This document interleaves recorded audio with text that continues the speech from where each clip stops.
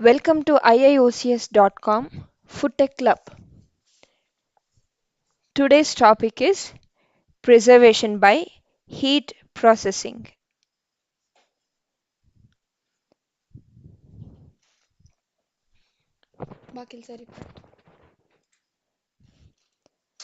Okay, let us first see what is food processing. Food processing is any of a variety of operation by which raw foodstuffs are made suitable for consumption, cooking, or storage. So, in food processing, what do? You take the raw ingredient and then convert it into a processable form, or a form in which you can cook, or the final cooked food is also a processed food.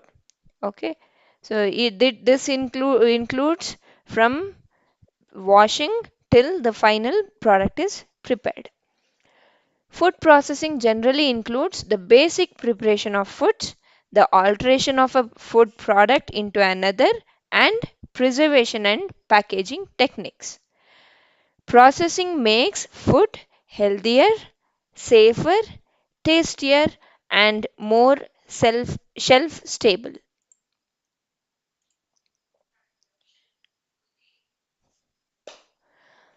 Types of food processing. So we have three basic types of food processing.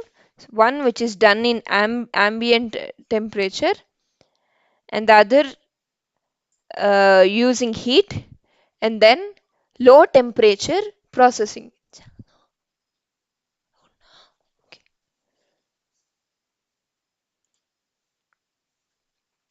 So we will be looking at the low, heat processing. Okay. Now let us see about heat processing. Heat treatment remains one of the most important methods used in food processing, not only because of the desirable effects on the food product like eating quality, but also because of the preservative effect on foods by the destruction of enzymes, microorganisms, insects, and parasites. Even at home, we prefer heat processing. Why? This is not only because it improves the taste, flavor, or texture of the food, it is also because where if you heat the food to a proper temperature, you can get rid of the undesirable enzymes in the foods, then microorganisms, insects or parasites, any other food adulterants. The other main advantages of heat processing are, so this heat processing is simple to control. Okay, then the capability to produce stable foods is high in heat processing. Destruction of anti-nutritional factors like trypsin inhibitor in legumes is possible using heat. Then improvement in availability of some nutrients. For example, when you cook food, some uh, some nutrients like proteins and all, so they get into an active form. Even some vitamins, they are released and they are available for the body to use. There are a number of methods of heat processing. In that basic, we have three types. First type is using steam or water. Second is using hot air. Third is using hot oil. Then using direct heat. Okay. Under using steam or water heat processing, we have blanching, pasteurization, heat sterilization, evaporation and distillation, and extrusion. So we will be looking at pasteurization today. And under hot air heat processing, we have drying, baking and roasting, etc. And then under hot oil processing, it is frying. Then under direct heat processing, We have dielectric and microwave processing, ohmic heating, infrared heating, etc. So we will be also seeing about microwave processing today. Yeah, let us first see about pasteurization. Pasteurization or um pasteurization, it is a difference in the spelling, is a process in which packaged and non-packaged foods are treated with mild heat, usually to less than 100 degrees Celsius, in order to eliminate pathogens and extend shelf life. Pasteurization is a relatively mild heat treatment that cause minor changes to the nutritional and sensory characteristics of most foods. The primary aims of these processes are to destroy pathogenic organisms, and then in liquid foods you have to note that pasteurization can only be done to liquid foods and to extend the shelf life of the product for a limited period of time. So this also you have to note, with pasteurization we can extend the shelf life to a limited period of time. Okay, because we are taking the liquid foods, right? So in liquid foods, if we even if we process, there will be a greater amount of moisture or water activity in the food, so we can't store it outside even after pasteurizing. So pasteurization requires some other methods also in order to have a better shelf life for the food products. Yeah, let us see different types of pasteurizing. First type is batch pasteurization. This is also called as holding pasteurization, or the low temperature, long time pasteurization. So here we use low temperature for a long time. That's why it is called as LTLT, low temperature long time method. The milk is heated to 63 degrees Celsius for 30 minutes and promptly cooled to 5 degrees Celsius. The pasteurizers may be of three types. So in batch pasteurization we have three types. First one is water jacketed vat. Second one, water spray type. Third one, coil vat type. Note the temperature and time in this is 63 degrees Celsius for 30 minutes. Okay, then it is cooled to 5 degree Celsius. So cooling is also important. Yeah, let us see about the first type, that is water jacketed vat. This is double walled around the sides and bottom, in which hot water or steam under partial vacuum circulates for heating and cold water for cooling. So you will have a double jacketed vessel. So in this place you will have water or steam moving. So this will be heated or cooled water. So the heated water will be moving in order to heat the milk. Okay. The cooled water will be moving in order in at the end to cool the milk for up to 5 degrees Celsius. The outer wall is usually insulated to reduce heat loss. Okay, this wall is insulated. There is no heat transfer through this wall. Heat transfer happens only to this wall, the inner wall. The heat exchange takes place through the wall of the inner lining. The milk is agitated, so in order to make sure that the heat is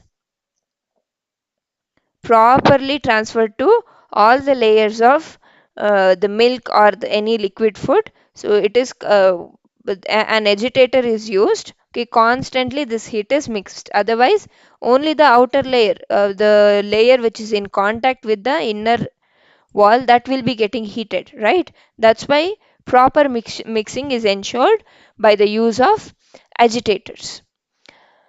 The milk is agitated by slowly mixing paddles or propellers. So this paddles or propellers are in the agitators. When heating, the vat cover is left open for escape of off flavor, and when holding, the cover is closed. Yeah. Next type is water spray type and coil vat type. Water spray type. So in this type, a film of water is sprayed from a perforated pipe over the surface of the tank holding the product. In coil vat type, the heating or cooling medium is pumped through a coil placed in either a horizontal or vertical position while the coil is turned through the product. The turning coil agitates the product. So in the coil is the heating medium here. Okay. Yeah. So if we see the advantages of these methods, it is useful for handling small quantity of milk, then it does not involve sophisticated equipment, costly equipment, then technically trained persons are not required as its operation is very easy. Milk is not wasted during this process. So we have a lot of disadvantages also, that is there is possibility of outside contamination. Then time taken for pasteurization is too long as there is no regenerative heating and cooling. So we will be studying about this regenerative heating in the coming slides. Hence, growth of thermophilic organism is encouraged. Okay, so as the time taken is too long, so in that time only the thermophilic, the organisms which can resist high temperature, they can be grown easily. Automatic control to check the operation is not possible. This everything is manual here. This occupies more space and in place cleaning is not convenient. So in place cleaning is you clean the required machines and any equipments in the place. Okay, you don't take it to a washing area and clean. So it is in place cleaning is not cannot be done in this method. It cannot handle large quantity of milk and operation cost per liter of milk handle is more. Okay. So the next method is continuous method. This is also called as high temperature short time method. Okay, this is the most used method for pasteurizing milk. It is the modern method of pasteurizing milk and is invariably used where large volume of milk is handled. The HTST pasteurizer gives a continuous flow of milk which is heated, note this, at 72 degrees Celsius for 15 seconds and cooled to 5 degrees Celsius or below. So in this also we have different types.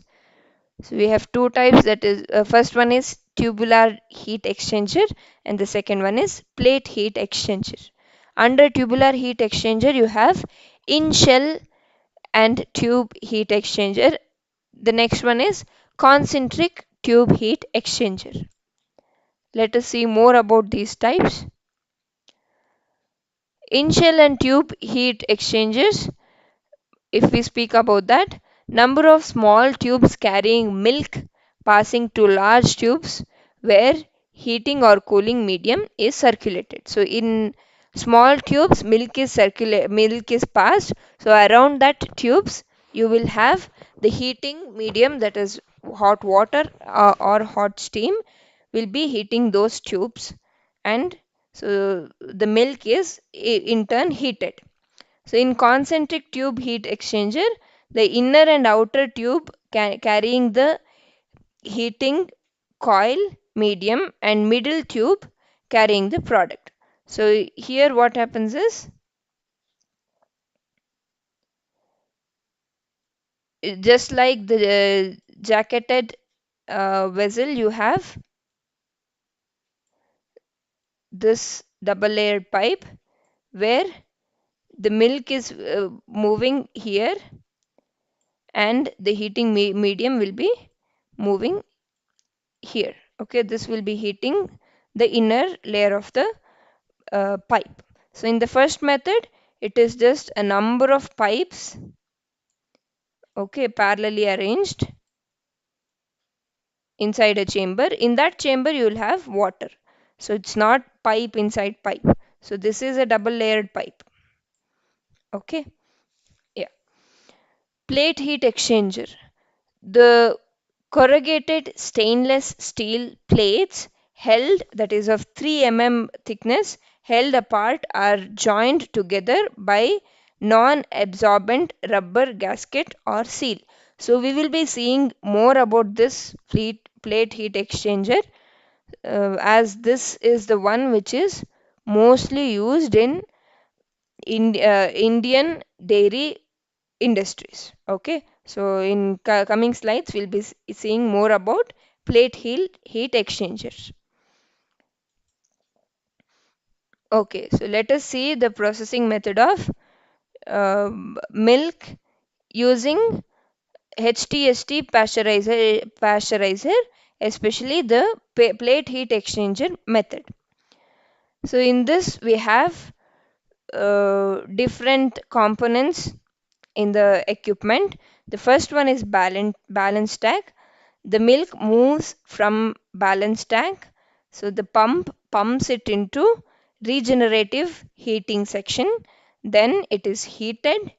Then it is sent to the holding section. Then it is sent to flow diversion, through diversion valve. It is resent to the balance tank if it is not properly heated, or it it is then sent to regenerative cooling section if it is properly heated, and after this it will be cooled in the cooling section. So we will be seeing more about this regenerative heating and regenerative cooling. Okay, the basic process involved here is the milk is heated and then cooled.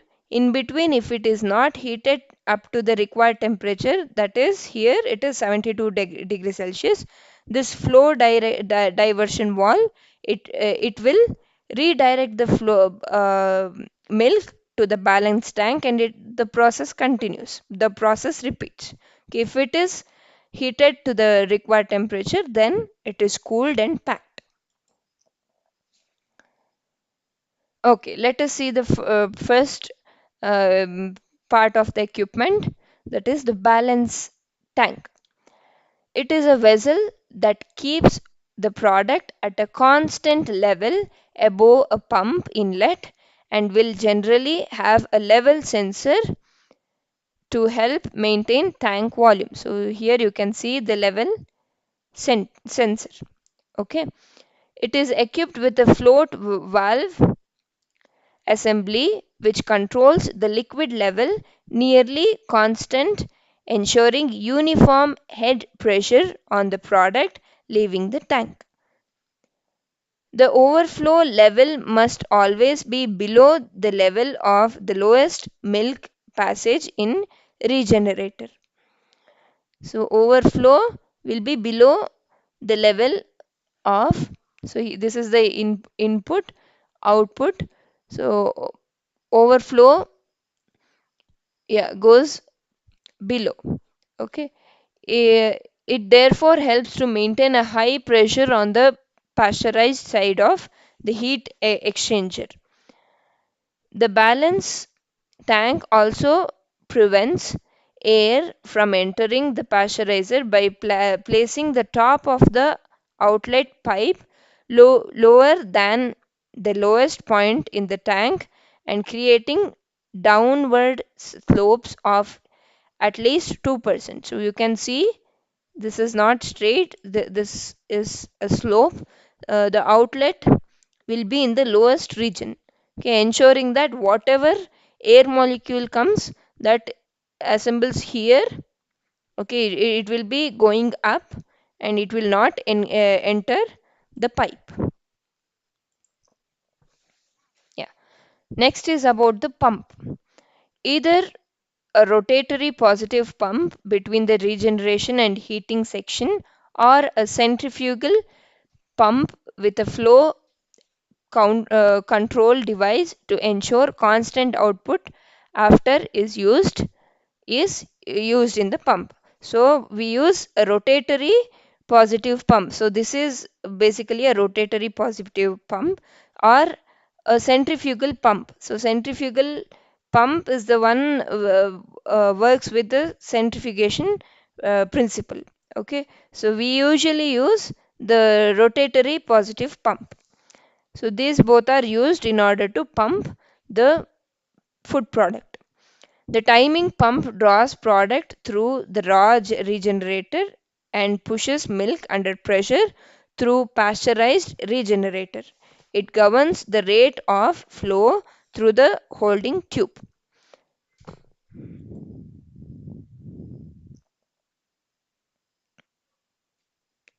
Yeah, let us see about regenerator. Heating and cooling energy can be saved by using a regenerator which utilizes the heat content of the pasteurized milk to warm the incoming cold milk. This takes place on a plate heat exchanger. So this is the plate heat exchanger setup, you can see. So this is uh, the separated version. Usually the plates will be very close to each other. Okay, one after the other it will be very close. A number of plates will be arranged together. So if you separate it, so you can see like it, like this. So the regenerator process is nothing but when the milk is heated, okay, it will have a certain temperature, right? So when you are cooling, what do you do? Cooling is nothing but removing the heat from the food product. Okay, so that removed heat is sent where? Okay, it can be sent out, right? But if you send it out, it is not used anywhere. So if you save that heat and if you use that heat to give the first grade of heat or the preheating of the newly entered milk. So if you use that heat, the heat use that heat to heat the newly entered milk, then the energy required for further heating of that milk is reduced. That's why it is called as regenerating process. So we are using that regenerated heat to heat the newly entered milk. Okay, even in cooling. So the newly entered milk will be low in temperature. So it will, if to heat that, we have to incorporate heat into it, right? So by the same time, the if the hot milk is passing over that, the heat will be transferred from the hot milk to the cool milk, and cold temperature will be transferred to the hot milk. Okay, this is vice versa. So here you can see the plates are arranged alternatively. In one plate it is cold, the blue one is the cold milk, and the other plate it is hot milk, and again it is alternatively cold and hot, cold and hot. You make sure that the hot and cold milk are not mixed. So if you see here, this is the entry point for cold milk and this is the entry point for hot milk. So there is no chance of mixing of cold and hot milk. So the cold milk will be moving in this direction and the hot milk will be moving in this on this side of the plate in this direction. Okay, both are moving in different direction and also both are moving on the different sides of the plate. Okay, a plate heat exchanger is a compact type of heat exchanger that uses a series of thin plates which gives more surface area to transfer heat between two fluids. So in plate, why are we using this plate heat exchanger? Because this plate heat exchanger is very thin.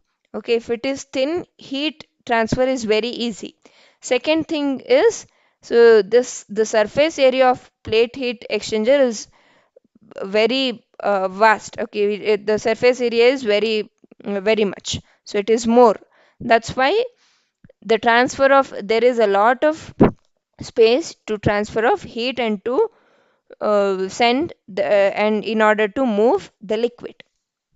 Okay, that's why plate heater exchanges are preferred. Yeah, after the milk is heated, it is sent to the holding tube. This is the holding tube. Holding tubes provide a fixed volume of tubing to hold a product for for a set of period of time at a given flow rate. At the end of the holding section, the flow diversion valve is positioned so that the milk above the set point of pasteurization temperature only is led to the regenerator section again, which is called the forward flow. Okay, the forward flow is the flow of the milk which is heated properly. Okay, which has met the proper temperature, that is 72 degrees Celsius. If not, then the milk is led to the balance tank, which is called diverted flow. So in diverted flow, what happens? The flow is diverted back to the balance tank. Okay, then it is again sent through the all processes of pasteurization. Let us see the advantages of pasteurization. No, HTST pasteurization. This is useful for handling large quantity of milk. The capacity can be increased by increasing the number of plate heat exchangers. The energy required for heating and cooling is saved by regenerative process of the method. Capacity to heat treat milk quickly and adequately while maintaining rigid quality control over both the raw and finished product. So here they mention the rigid quality control because so yeah, in this, sorry, yeah, here only. So before it, I mean after it enters the diversion wall, so how does it come to know whether the milk is heated properly or not? So they'll have very controlled system of temperature sensors. Okay, these temperature sensors sense the temperature and then they decide whether the heat is whether the food is properly heated or not. Like this, in the whole process, there is rigid quality control. There is no chance of missing any proper heat treatment to the milk. Less floor space is required, lower initial cost. Milk packaging can start as soon as milk is pasteurized, easily cleaned and sanitized, reduced milk losses, controls ensure proper pasteurization. So we also have some disadvantages.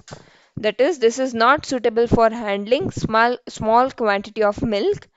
Gaskets used between the plates must be given constant attention. If the gaskets gets loosened, then leakage of milk can happen. Even the contamination can also happen. Complete drainage is not possible as approximately 10% milk retained in between the plates.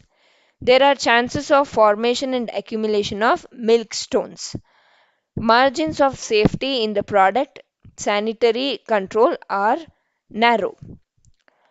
It requires trained operator. Then survival of thermoduric organisms is possible as we are using only 72 degrees Celsius temperature. Let us see some more methods of pasteurization. The batch pasteurization and the HTST pasteurization were the main types of pasteurization. So these are the other. The first one is in bottle pasteurization. So as the name says, it is in the bottle. So you fill the product and then pasteurize. Bottle filled with raw milk and tightly sealed with special caps is held at 63 to 66 degrees Celsius for 30 minutes. Then the bottles pass through water sprays for decreasing temperatures, which cools both the product and the bottle. The advantages are prevents the possibility of post pasteurization contamination. So some disadvantages are the transfer of heat is very slow and there is greater risk of bottle breakage. The other disadvantage is this method at present is outdated, although in bottle sterilization is widely prevalent. Yeah. Next type of pasteurization is vacuum pasteurization. Pasteurization of milk or cream under vacuum is called as vac-creation. The advantage of this process is to remove off flavor from milk as well as cream. The process has been found more suitable for pasteurization of cream meant for butter making. The machine used for vacuum pasteurization is known as Vac-Creator, which is invented in New Zealand by the company Murray Deodorizers.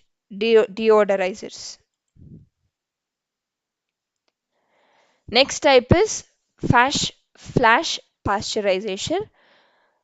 In this, the temperature of milk is raised to 80 degrees Celsius for practically no holding period. This process destroys all pathogenic organisms that might be present in milk. The major advantage of this process are the reduction in nutritive value of milk is less in this methods as compared to other methods. So here you flash high temperature into the milk. Okay, that is why it is called as flash pasteurization. So around 80 degrees Celsius of heat is flashed on the milk. Okay, no holding, that's why it is mentioned no holding. So it is the flash and then you uh, remove the heat hot air or reduce the temperature. Okay, no holding in the high temperature. Next is ultra high temperature treatment. Every particle of milk is subjected to a temperature time combination of 135 degrees Celsius to 150 degrees Celsius. Here also no holding. Okay. So just for a second it is exposed to ultra high temperature and released. The heat is released. The success of this treatment depend upon aseptic packaging in Tetra packs. Ultra high temperature treatment is of two types. One is direct heat treatment and the other is indirect heat treatment. So in direct heat treatment, either the steam is injected into the milk or milk is infused into the steam. In the indirect heat treatment, either by plate heat exchanger or tube heat exchanger, the high temperature is given. So here in um, direct heat method, steam at high temperature is injected to milk or to a chamber containing high temperature steam, the milk is injected. So once the milk is heated, then the steam is removed from the milk. Next is ultra pasteurization. This is called as uperisation. The process of uperisation is one of the recent innovations of market milk industry. The process has been developed in Switzerland. In this process, milk is heated with a direct steam up to 150 degrees Celsius for a fraction of second. Okay, so in ultra heat treatment it is 135 degrees Celsius. In this it is 150 degrees Celsius for a fraction of a second. Yeah. Next type is Stassanization.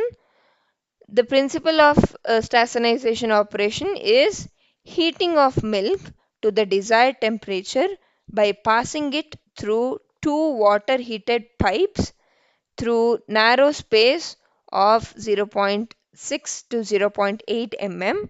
The milk is forced through the narrow space which comes in contact with the heating surface. The temperature of milk is raised to about 74 degrees Celsius for 7 seconds. So in HTST method it was 72 degrees Celsius for 15 seconds. So why there is a decrease in seconds, decrease in time for only 2 degrees Celsius increase in temperature? Because we are sending milk in high pressure, so the heat transfer is faster here as the pressure is more. Okay, and immediately it is cooled. After once heated, it is cooled.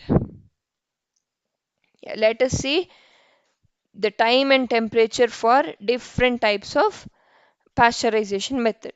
So the first one, VAT pasteurization, which was in batch pasteurization. So we used 63 degrees Celsius for 30 minutes. Then in HTST it was for 72 degrees Celsius for 15 seconds. Then higher heat, shorter time method, it is 89 degrees Celsius, then 1 second. And then other types of HHST are 90 degrees Celsius for zero point 0.5 seconds, 94 degrees Celsius for zero point 0.1 second, then 96 degrees Celsius for zero point 0.05 second, then 100 degrees Celsius for 0.001 seconds. And in ultra pasteurization, it is 138 or to 150 degrees Celsius for 2 seconds. Okay, so if you see that as the temperature rises, the heating time is reduced. Okay, that's all about pasteurization. The next is about microwave sterilization or microwaving method.